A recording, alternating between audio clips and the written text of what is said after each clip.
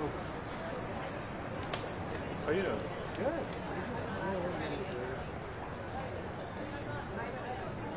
I'm gonna be Got your first doing home some- game in like a month? I know. That's weird. Yeah, we were forgetting where the stadium was.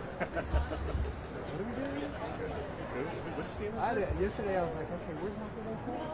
I had to go find it. Wow.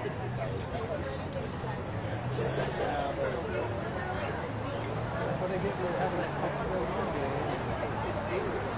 That was supposed to be a home game.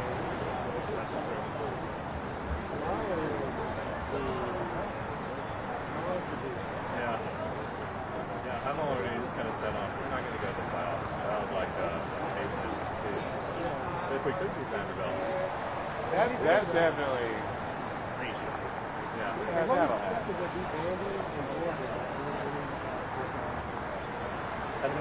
I just want us to play close. We'll be fine. As long as that happens, whatever. If we can't get it. But at least we're lower on the Yes, they are Ladies and now. gentlemen, everyone in attendance, we're about to do a press conference about some press. We're here for some conference. We got a good check. You got a good check. You got a good check.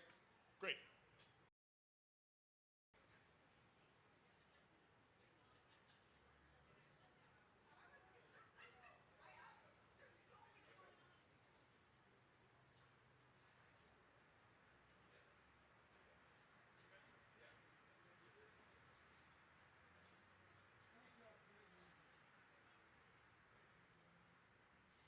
Good morning, everybody. Thank you for joining us today for our Central Texas Food Resources News Conference. In just a minute, our speakers are going to deliver their prepared remarks, and once those conclude, then we can open up the floor for any questions from the media. Thank you.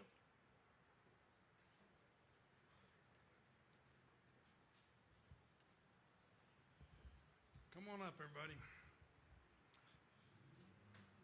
Well, good morning, everyone, and welcome to this opportunity to talk a little bit about what's going on in the community right now. And I really appreciate everyone being here, and I thank the members of the news media for being here, because we need you to help us get out the message so that we can take care of our neighbors and friends in Austin.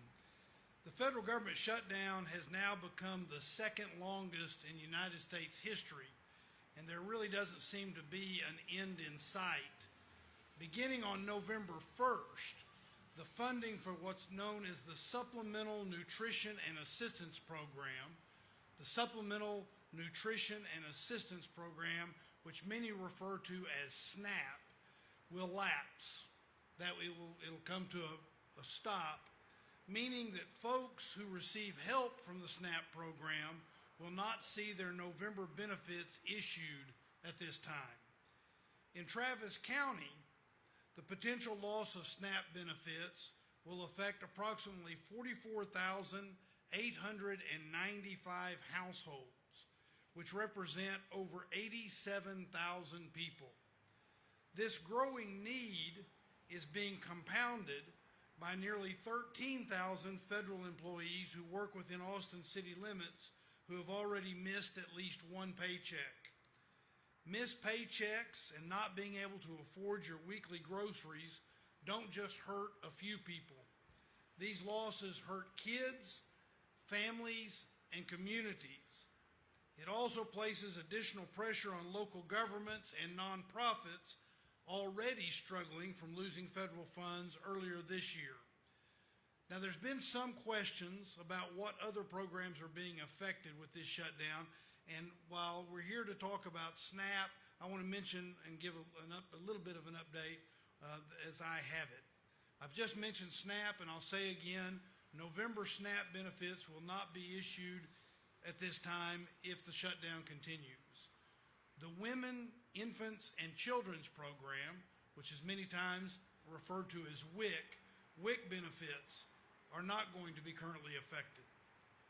TANF, which is the Temporary Assistance for Needy Families, they are not currently affected. Medicaid services will continue without interruption. The Children's Health Insurance Program, or CHIP, are also not being affected. I will mention that with regard to transportation and aviation, The Federal Aviation Administration, or the FAA, has been implementing temporary ground delays for inbound flights to Austin Bergstrom International Airport.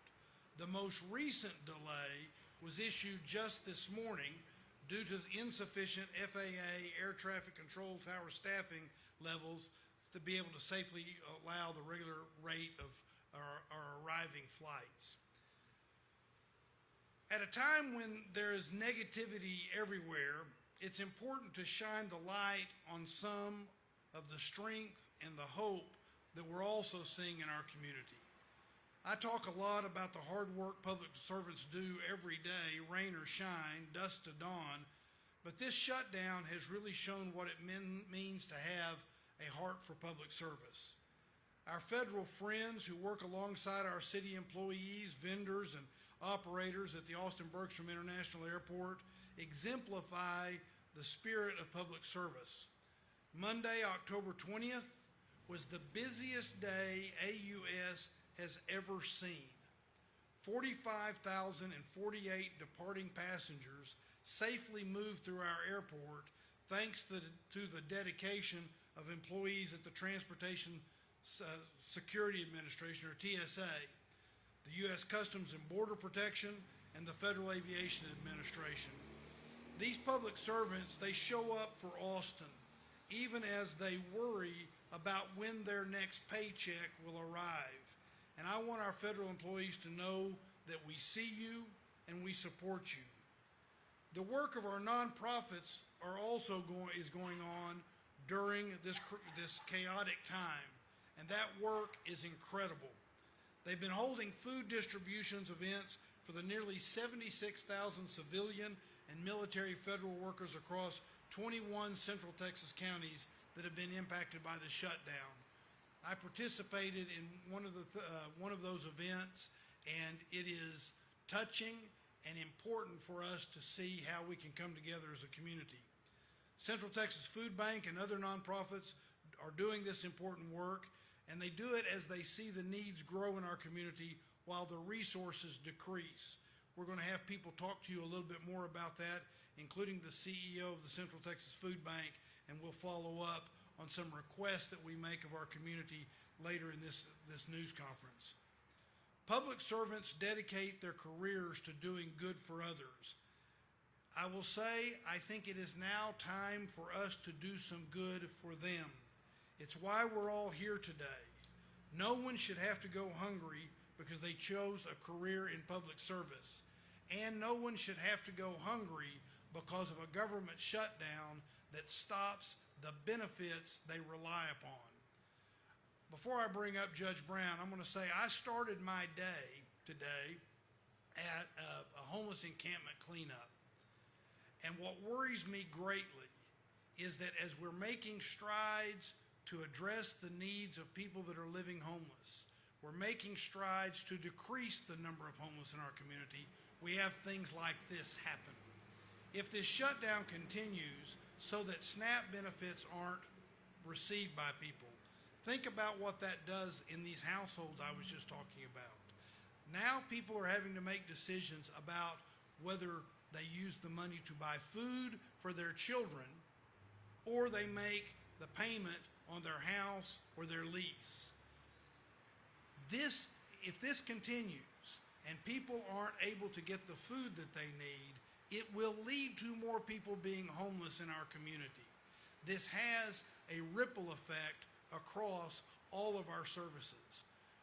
But as I indicate, there's hope that we can be part of and we can provide, and we'll talk a little bit more about that in just a second. But let me bring up my colleague and friend, Travis County Judge Andy Brown. Good morning. Yesterday, the mayor and I and a lot of other folks, we had 200 volunteers that work for Travis County. Thousands from other parts of the county and the city as well. We're out at the Carter Work Project, and we're all working together to build 25 homes for folks here. It's a great example of what President Carter worked for and stood for, and his legacy lived on of people all working together, making homes more affordable, making the housing situation better across the country, and especially here in Austin and Travis County. Compare that to today, where we are.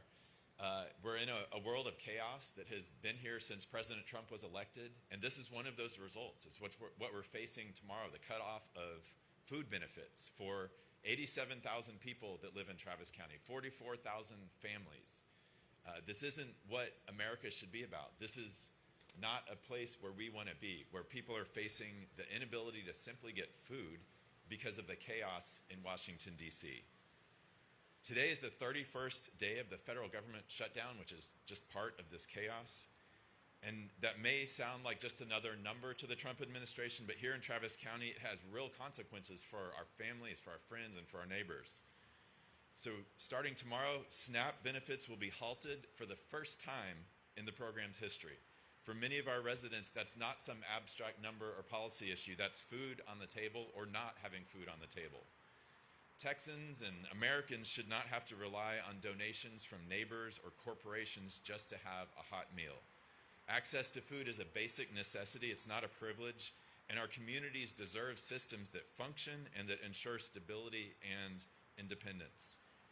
Yet this is just another example of how federal cuts to policies place an unfair burden, not just on people that live here, but on local governments as well. Local governments whose hands are tied more and more by our state government. And as state and federal cuts continue to shrink essential funding across the board, local governments are increasingly forced to pick up the slack, stretching limited budgets to maintain basic services like food assistance, housing programs, and public health.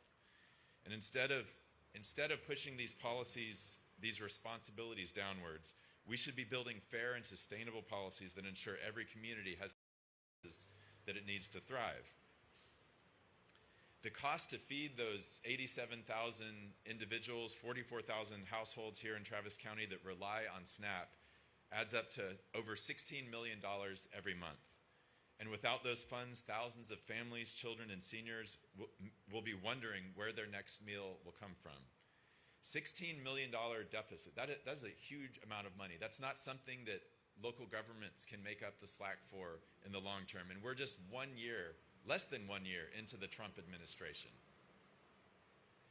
We're also seeing, as the mayor mentioned, how the shutdown impacts our federal workers, including air traffic controllers, TSA agents right here in Central Texas, who've already missed a paycheck.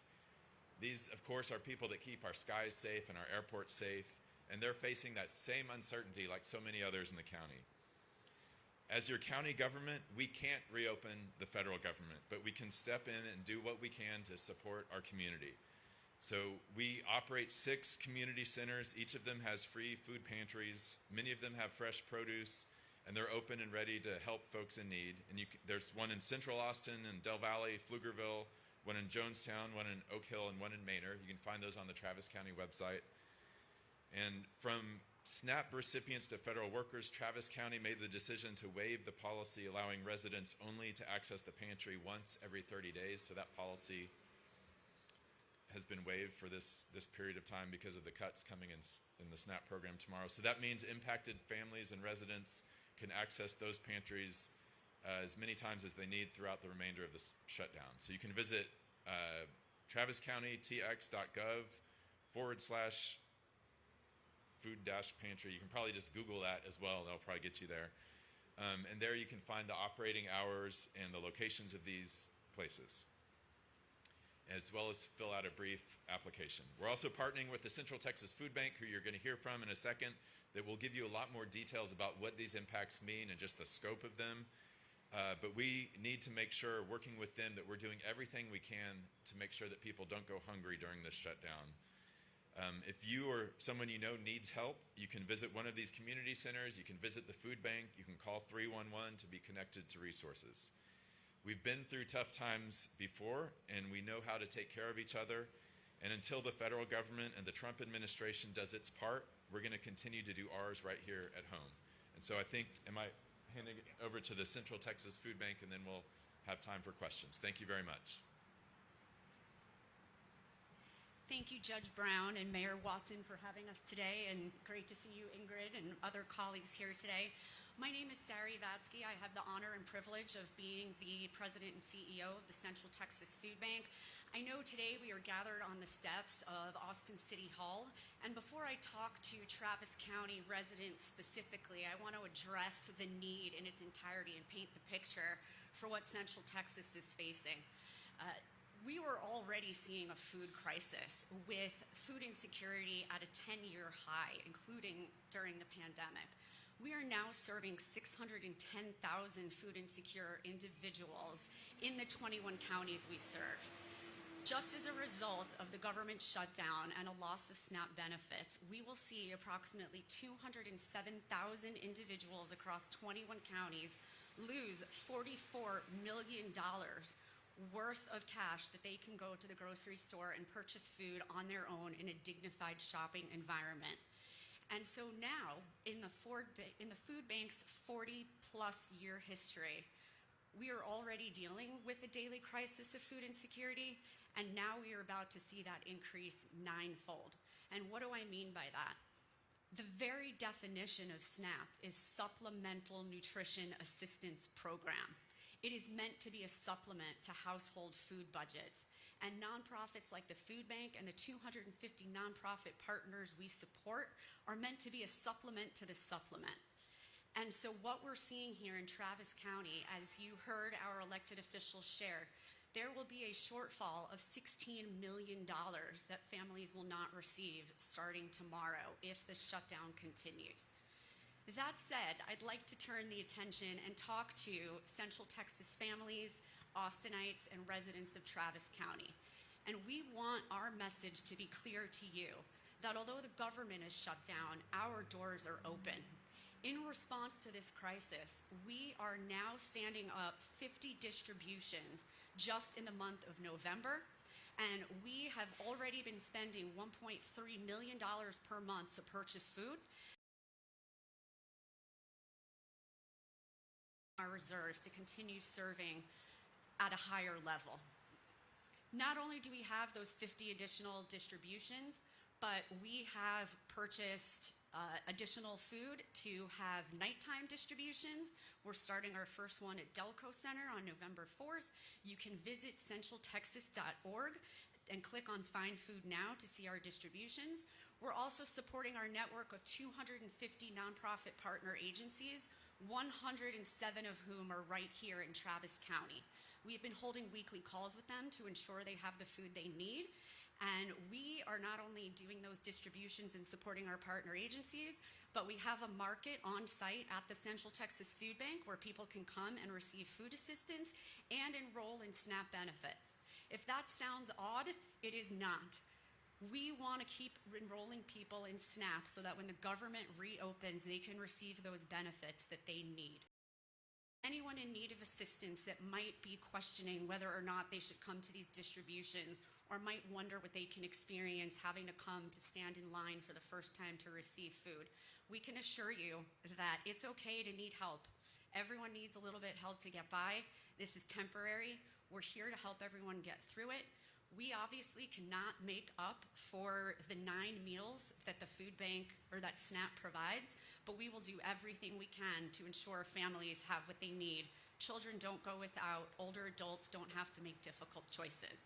Thank you for the opportunity to talk about what's available to the community. Thank you, Ingrid. Good job. Thank you, Mayor Watson and Judge Brown, and sorry. My name is Ingrid Taylor, and I'm the CEO of United Way for Greater Austin. For over 20 years, United Way's 211 has been a lifeline to community members seeking resources. With the halt of SNAP benefits, we know many of our neighbors will be seeking food supplies, and our team is prepared to help refer all community members to those services at the food bank. We're also prepared to refer our community members in need to all the services that we refer to every day and have for decades, including help with utilities, help with healthcare resources, childcare, and financial support. There's 3 things I want to convey around 211. First, it's for everyone. Anyone can call any time of the day or night. There's no screening, there's no eligibility, and this is all confidential. The second thing is that when you call, you will hear a person on the other line, a person who is trained, who is compassionate, who will listen, and who will refer you to a trusted resource. Third, the resources that you will be referred to when you call 211 are up to date. They are current. You will know what the eligibility requirements are. You will know what the hours are so that you can get the services you need at the right time. All of this information is available at our website also, unitedwayaustin.org, where you can find clicks and links to get current and up-to-date information on the status of the shutdown, how to help our neighbors in need, and more information about the resources available. Every 211 caller is not just a number, it is a person. It is a mother seeking shelter, a teen with mental health needs, a veteran seeking support, a family seeking the meal for that evening. Together we can make sure that no one faces that hardship alone. Thank you. Thanks, Ingrid. Thank you for that. We're here this morning because this is a very important point in the history of Austin, the history of our country, as you've heard. And so we need to do the things that we need to do to take care of our people. I'm very appreciative that we're also joined here today by the city manager, T.C. Broadnax. There are programs that the city of Austin also has available, including with Austin Energy, for example, to help with utility bills in a time of need or crisis like this. In addition to that, we have rental assistance programs that can be helpful to those that find themselves in a tough situation with the stopping of these benefits. You can call 311 in those cases, and we will also have a website up that will do a couple of things for you. One is it will be available to refer people to city programs that can be helpful. It'll have information regarding county programs, and it will have information regarding what you've heard about different nonprofits in the community and how people will be able to access those as well. So I want to underscore everything you've heard. This is a critical point in a lot of people's lives, and we want to be available to them. We live in a really wonderful place. Austin, Travis County, Texas is a really wonderful place with great success. We need to support these programs so that they can support our friends and our neighbors, whether it's through contributions, whether it's through providing canned goods, things of that nature. Go to their website and please, everybody pitch in. Everybody be a part of this so that this great place that we live will lift up the people that are going to have some needs with what's going on at the federal government level. And with that, we'll be happy to answer a couple of questions. Yes, ma'am.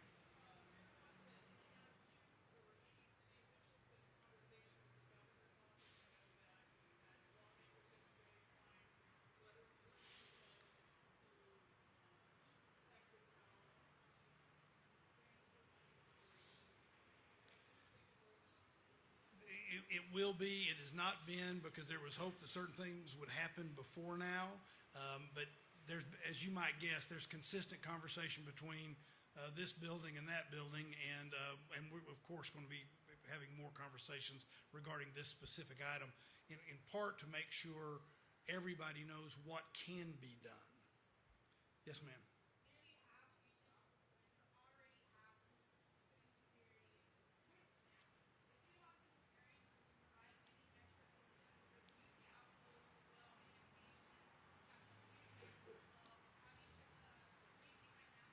Part of what Judge Brown said, and I'll let him reiterate his point, is this can't fall on local governments. Local governments, it's many people's first instinct to say when something happens, let's turn to the local government and have them pick it up. But a big problem with that is you've heard the numbers, and we cannot ask local governments to pick up federal programs or state programs. Frankly, it's one of the reasons the question about conversations with the state is so important. With the state's surplus and the ability to fill in some gaps, including with regard to food insecurity, that is one of the places that we ought to look. That is why we're having this press conference, is to make sure people know what resources are available, and we've talked about those. But I want to be very clear. This cannot be something that we think city or county government step in and can just take care of. You want to add anything?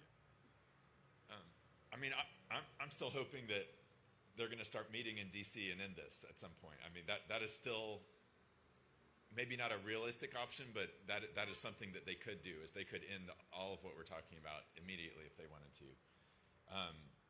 To the point about college students, the food bank distributes at 13 colleges across their district, including the University of Texas. We have an item on Tuesday's Commissioner's Court where we're going to discuss this, and we'll have had at that point a few days of seeing what is happening exactly. But yeah, the scale of the cuts from the federal government, what you heard from the food bank is that it's basically nine times what the food bank provides. That is not something that we can make up long-term in particular at the local level. We could do it for maybe a few days, maybe a couple weeks, but man, if this continues, if the Trump administration continues to cause this chaos and fails to provide SNAP benefits long-term, that's a big problem. Any other questions? Yes.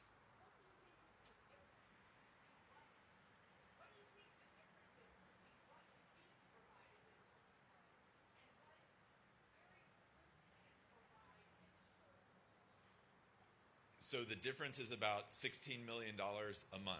That is what Travis County receives, Travis County families receive from SNAP.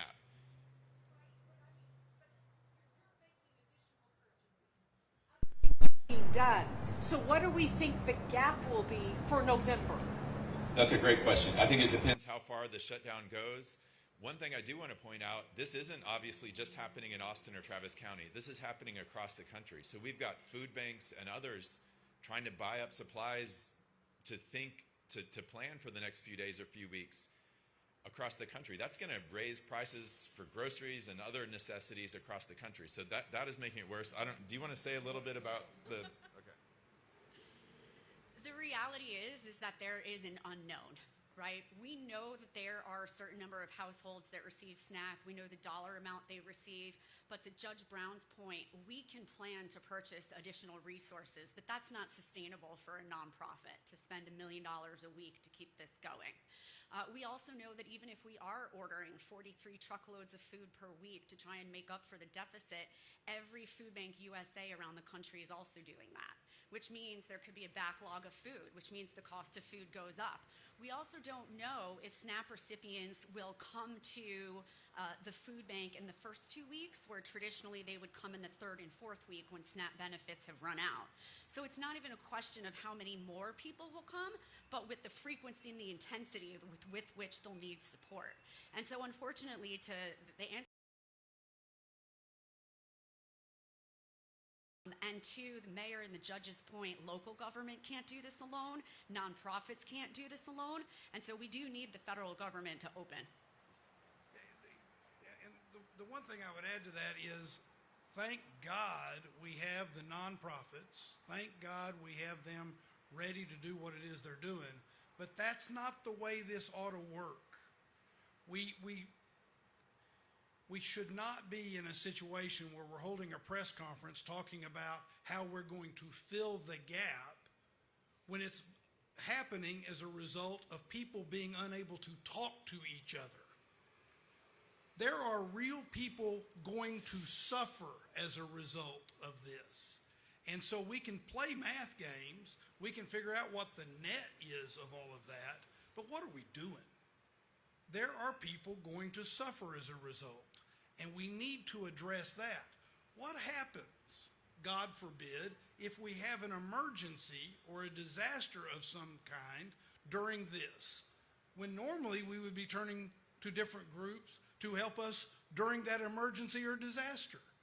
We can't have government fail so dramatically that we're asking questions about how local government's going to fill the gap. Students in our schools aren't going to have as much food. That means they're not going to be doing as well in our schools. This isn't just about a net out of how many dollars get used. And I know that wasn't your question, but we ought to be empathetic enough to get this fixed. We should not use the most vulnerable in our society, in our communities, as pawns in a disagreement instead of making sure they have dinner. Why don't we do one more question? All right, or not. I want to say thank you very much to the media getting this message out. The key part of this message is to those who need help because of what may be happening tomorrow. We're trying to make sure you have that help. Utilize that. Seek access and get the information and get the food that you may need. Thank you all very much.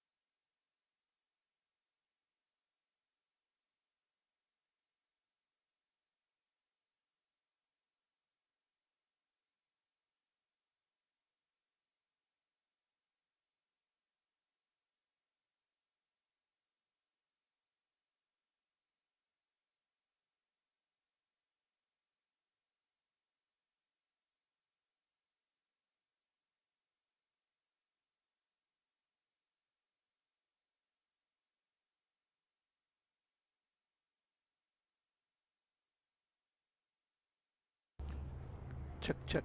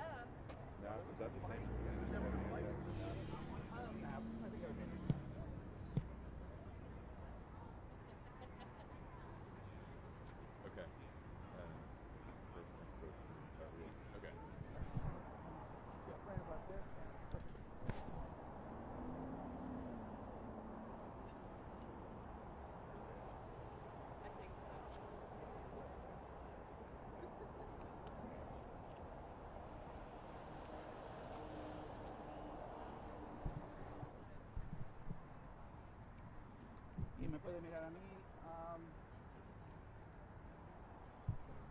Check. Okay. Podemos platicar sobre qué va a pasar mañana.